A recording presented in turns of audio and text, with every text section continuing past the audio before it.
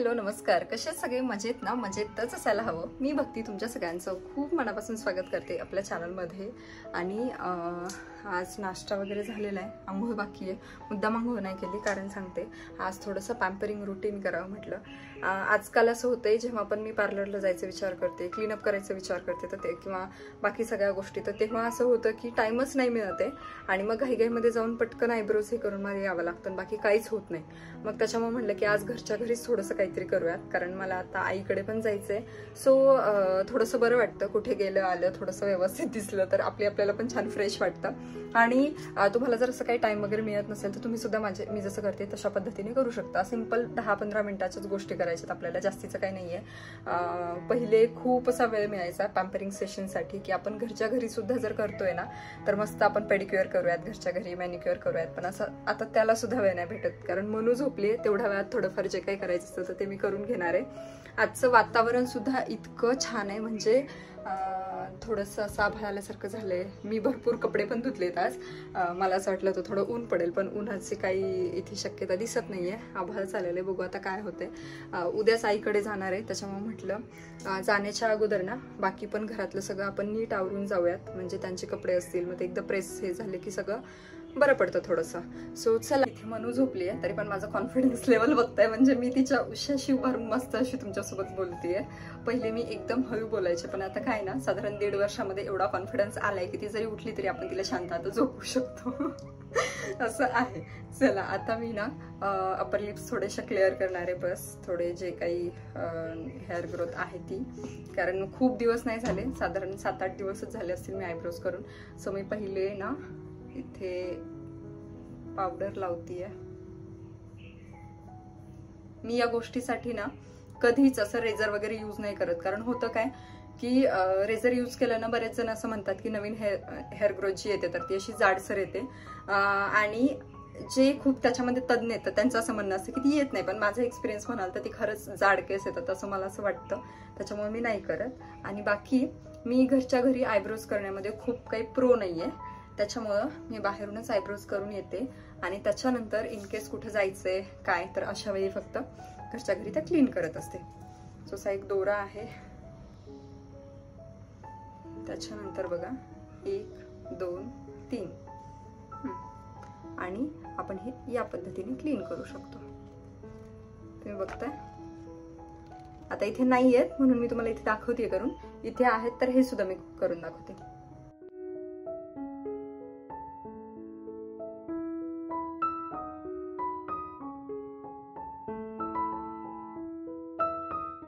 तर आता ना माझ्या आयब्रोज पण क्लीन करून झाल्यात, सोबतच मी अप्पर लिप्स सुद्धा केल्यात. लोअर लिप्स मी काही करत नाही, सोबतच फेशियल हेअर सुद्धा मी रिमूव्ह करत नाही, त्यामुळे हे क्लीन करून घेतलं. आता मला फेस पॅक लावायचा आहे.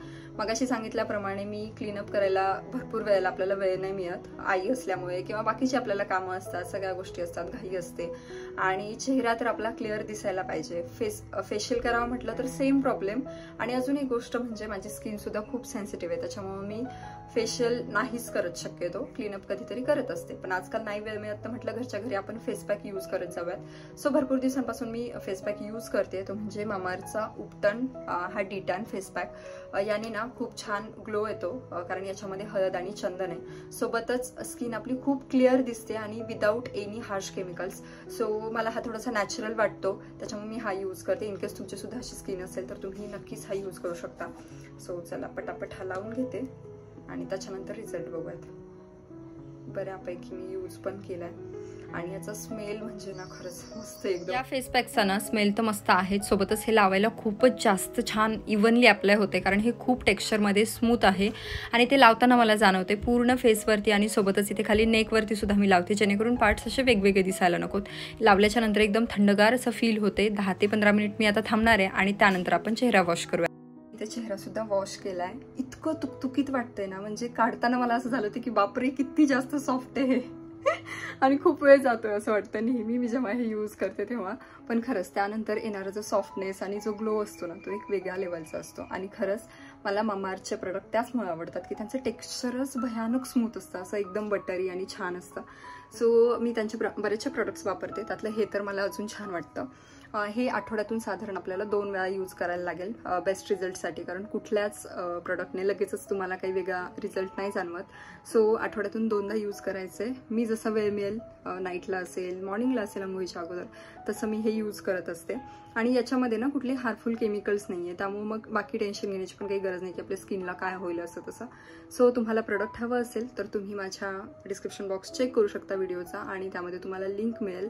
माझं कुपन कोड भक्ती 2025 जर तुम्ही यूज केला तर तुम्हाला 20% डिस्काउंट सुद्धा मिळेल. आणि सोबतच बेटर रिझल्टसाठी किंवा बेटर प्रोटेक्शनसाठी ना मी हे मामाअर्थचं vitamin C daily glow sunscreen सुद्धा यूज करते, जेणेकरून छान प्रोटेक्शन मिळेल.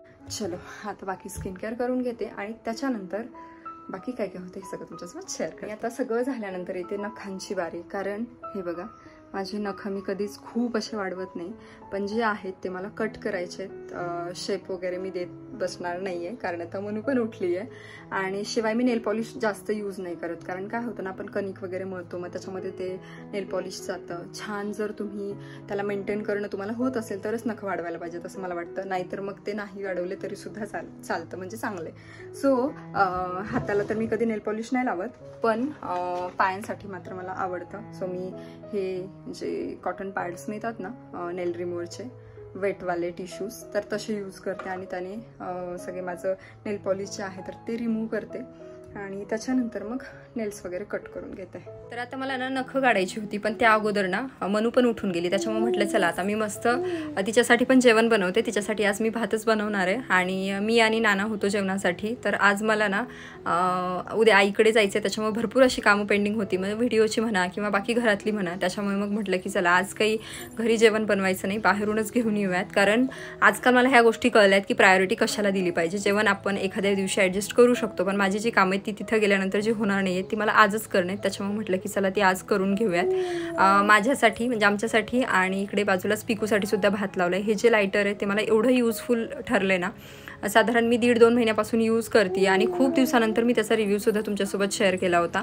आणि खरंच ते छान आहे. साधारण 1.5 महिन्यामध्ये मी त्याला फक्त 2-3 वेळेला चार्ज केलेले, जास्त काही चार्जिंगची पण गरज पडत नाही त्याला. आणि एवढं सगळं करत होते तेवढ्यात भरपूर असा एकदम जोराचाच पाऊस आला, आणि मी भरपूर असे कपडे पण बाहेर ठेवले होते, सुकत घातले होते. म्हटलं चला पटकन आतमध्ये घेऊन येते. अचानक पाऊस आला की आपली खूप जास्त धावपळ होते. सो तेच माझं चालू होतं. आणि म्हणून बघा इथे पाऊस मस्त एन्जॉय करते.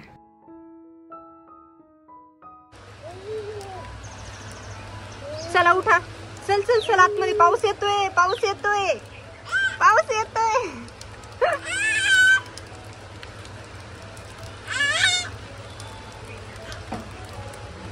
चला चला चला चला चल ना मनू.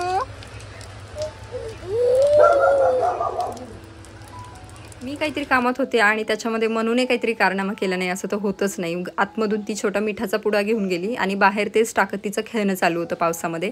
आता काय होतं, आपलं थोडं जरी लक्ष इकडे तिकडे गेलं ना तर तिचं काही ना काही चालूच असतं. आता आज जेवणामध्ये ना मस्त मी व्हेज कोल्हापुरी मागवली होती आणि सोबतच रोटी मागवली होती. लक्षात नाही आलं, रोटी खरं तर पार्सलमध्ये मागवल्याच्यानंतर थोडीशी रबर टाईप होते आणि ती चावताना थोडीशी अवघड जाते. पण मग ते जेवताना लक्षात आलं माझ्या. म्हटलं ठीक आहे, नेक्स्ट टाईम आपण हे असं नको करूयात. आणि मस्त घरचं लोणचं, सिंपल असं जेवण आहे, मस्त गरमागरम भात आहे आणि असं छान असं आम्ही जेवण आज करणार आहोत. अचानक भरपूर छान असा पाऊस आला होता आणि मनूला तो पाऊस बघायला खूप मजा येत होती, म्हणून तिचं तेच सगळं चालू होतं. मस्त उड्या मारत मारत पावसामध्ये तिला जायचं होतं. छान छान छान. कसा आहे ते पाऊस? छान छान छान. मागच्या वर्षी जेव्हा आपण पाऊस यायचा ना तेव्हा मनूचे बाबा किंवा मम्मी असंच गॅलरीमध्ये तिला घेऊन बसायचो, पण तेव्हा तिला पावसाचं तेवढं काही कुतूहल नव्हतंच, कारण तिला तेव्हा काही एवढ्या गोष्टी समजत नव्हत्या. पण आता तिला बऱ्याचशा गोष्टी समजतात. तर तिला ना पाण्यामध्ये खेळायला जायचं असतं आणि पाण्यामध्ये खेळायला तिला खूपच जास्त आवडतं. त्यात गॅलरीमध्ये एक दरवाजा आहे जो बाहेर जाण्यासाठी आहे, तिथे तिला जायचं होतं, म्हणजे जेणेकरून तिला तिथून बाहेर जाता येईल. 4-5 पायऱ्या आहेत, पण त्या उतरून सुद्धा ती बाहेर जाते आणि छान एकटीच मातीमध्ये खेळत बसत असते. कधीतरी गाणे म्हणत असते. हे तिचं असं चालू असतं. सो आता मी तिला कसं तरी नादी लावण्याचा प्रयत्न करते की बाहेर नाही जायचं आहे, बाहेर चिखल आहे किंवा घाण आहे असं म्हणून, पण नाही, तिला बाहेरच जायचं आहे आणि त्याच्यासाठी आमचं इथे रडणं चालू आहे. आता तिचे मी नखं काढत असताना ना तिला ते अजिबात आवडत नाही. म्हणजे मनू जन्मल्यापासून जेव्हा पण तिची नखं काढली आहेत तर ती त्यांनीच काढली आहेत, मी कधीच नाही काढली. आणि त्यामुळे आत्ता पण तिने मला फक्त 2 बोटाची नखं काढू दिली आणि त्याच्यानंतर ती बोलली की नाही, काढायचीच नाही आहेत अजिबात. त्यानंतर मग मी नेल रिमूव्हरने छान नेल पॉलिश रिमूव्ह केलं, कारण जेवढं म्हणजे एकतर ना पूर्ण नखांना छान असं नेल पॉलिश असायला पाहिजे, नाहीतर मग ते नसलेलंच बरं. ते अर्धवट नेल पॉलिश असेल तर एवढं घाणेरडं दिसतं ना, आणि एकदम टापटीप नाही आहेत आपण, हे सगळं ते आपल्या नखांवरून ते दिसत असतं. त्याच्यामुळे एक तर नेल पॉलिश मी नाही लावत, किंवा मग लावलं तर कधीतरी लावते. सो नेल पॉलिश रिमूव्ह केलं आणि त्याच्यानंतर ना मी नखं काढली. इथे पिकू आमच्याकडे बघतोय की ह्या दोघींचं काय चाललंय. पिकूचा हा निरागस चेहरा बघून ना कधी कधी त्याची एवढे लाड करावेसे वाटतात आणि एवढी माया येते. त्यात आम्हाला दुसऱ्या दिवशी जायचं होतं आईकडे, त्याच्यामुळे मग त्याला एकटं सोडून जायचं होतं. एकटं म्हणजे हे असतात त्याच्यासोबत, पण तेच आता 8 दिवस आम्ही येणार नाही, तर मग थोडंसं त्याचं लाड करणं वगैरे चालू होतं. आणि मग त्याचे लाड करायला नंतर तर तो सोडतच नाही. किती वेळ पण त्याला असं वाटतं की माझ्यासोबतच बसावं, माझ्याशीच बोलावं. आणि आजकाल थोडंसं त्याला ते डिस्कम्फर्ट होते की मनूमुळे हे लोक माझ्याकडे लक्ष देत नाही आहेत की काय. पण वेळोवेळी त्याला आम्ही अशी जाणीव करून देत असतो की नाही बाबा, तुझे पण लाड होत आहेत आणि तू पण आमचंच आहेस, ह्या पद्धतीने.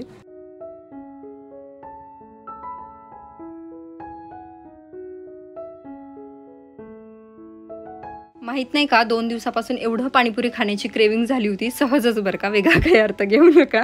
मला इच्छा होत होती, मग ते फायनली पाणीपुरी घेऊन आले. आणि माझं असं होतं ना की एखादा पदार्थ खाण्याची इच्छा झाली आणि जोपर्यंत तो खात नाही ना तोपर्यंत काही अशी जीवाला चैन पडत नाही.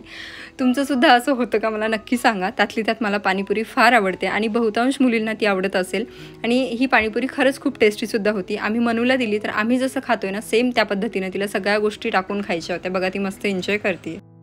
तर मी सांगितलं होतं की मला आईकडे जायचंय, तर आता तीच थोडीशी तयारी पॅक करायची आहे. तर आपली नेहमीची ही बॅग छोटूशी, माझं आणि मनूचं सामान मावेल अशी. दरवेळी मी जाताना भरपूर असे एक्स्ट्रा कपडे घेऊन जाते. यावेळी मी तसं केलेलं नाही. मनूचे भरपूर एक्स्ट्रा घेतलेत, पण माझे एकदम मोजके कपडे घेतलेत. कारण मला माहिती आहे मी इथून किती जरी ठरवलं मी इकडे जाईल तिकडे जाईल, तर माहेरी गेल्यानंतर ना आपला दिवस खाणं पिणं आणि अंघोळ एवढं जरी झालं ना आणि छान आराम, तरी सुद्धा खूप आहे. म्हणजे अंघोळ सुद्धा होत नाही, असं निवांत चाललेलं असतात सगळ्या गोष्टी. आणि तुमचं सुद्धा असं होत असेल तर मला नक्की कमेंट करून सांगा. बाकी इथे माझे कपडे घेतलेत मनूचे आणि त्यांचे मी त्यांच्या सॅकमध्ये भरणार आहे, कारण ते उद्या लगेचच वापस येणार आहेत. आणि त्याच्यानंतर माझे आणि मनूचे या बॅगमध्ये असतील. सोबतच मनूसाठी काही स्नॅक्स, जो आता तिला प्रवासामध्ये लागणार आहे. 4-5 तासाचा प्रवास असेल, पण आता ज्ञानूची मुलगी पिल्लू पण आहे आणि सोबतच मनू पण आहे. सो दोघींना काहीतरी खायला लागणार, म्हणून मग आपलं सोबत केळी, त्याच्यानंतर राजगिऱ्याचे लाडू, मुरमुऱ्याचेच काय गव्हाचे मुरमुरे, आणि अजून काय घेतले, मखाना थोडासा. ह्या अशा गोष्टी मी सोबत ठेवते, जेणेकरून ते ट्रॅव्हलिंगमध्ये थोडंसं त्यांचं चकना टाईप होऊन जातं. आणि बाकी मग कुठे थांबलं काय, किंवा मग भात, चपाती, तूप चपाती, ह्या अशा गोष्टी तर असतातच सोबत. सो ते होऊन जाईल, पण म्हटलं सोबत स्नॅक काहीतरी असावा, म्हणून मग ते पण घेतले.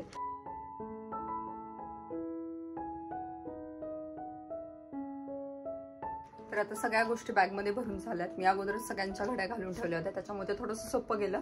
आणि सगळ्या गोष्टी मी आधीच काढून ठेवलेल्या, जेणेकरून भरताना आपल्याला विसरत नाही. आता याच्यामध्ये कपड्यांव्यतिरिक्त मी काय काय गोष्टी घेते हे पण सांगते. पहिले तर माझं सगळ्या स्किन केअरच्या गोष्टी, स्किन केअर, मेकअप कुठे मला माहिती आहे मी बाहेर जात नाही, पण तरी सुद्धा कधी कशाची गरज पडेल सांगता येत नाही. आणि मग ते अवेलेबल नसतील तर मग थोडंसं हे होतं, त्याच्यापेक्षा हे घेतलेलं आहे. त्याच्यानंतर मग हे तर आता मला खूप गरजेचं झाले, कारण शॅम्पू आणि कंडिशनर. कारण हेअर ट्रीटमेंट केल्यापासून मी हेच यूज करते.